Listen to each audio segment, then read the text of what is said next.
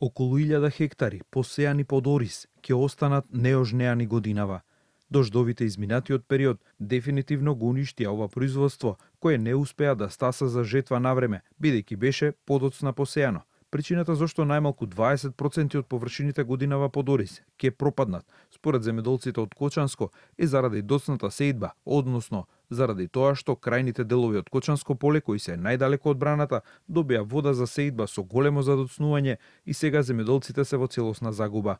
Предстојните сончеви денови не можат да ја поправат загубата, велат земјоделците. Тој ориз може да заврши единствено за сточна храна, а ќе има и површини каде што воопшто нема да влезе комбајн. Оваа година со задоцнувањето на пуштењето на водата во површините, закаснавме и со сеидба и со жетва. Површините се уште се неожнеани, бидејќи тие покасно добија вода, тие добија негде крајот на мај, почетокот на јуни, дури средината на јуни некој имаше со сеидба.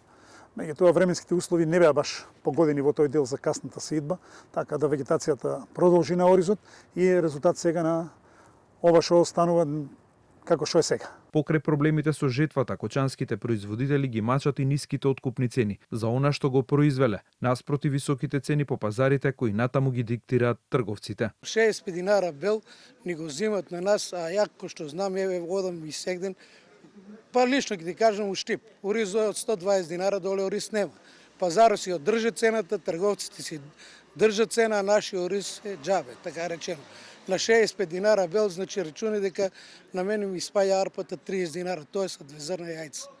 2 јајца кило арпа. Обилните врнежи од дожд и поплавите во одредени региони во Источна Македонија ја пролонгираа и ја проблематизираа и есенската сеидба на јачменот и пченицата, посочуваат од Асоциацијата на земјоделци. Според нив, заради калливите ниви, околу 40% од површините во Штипско-Вчеполскиот регион се уште се непосејани.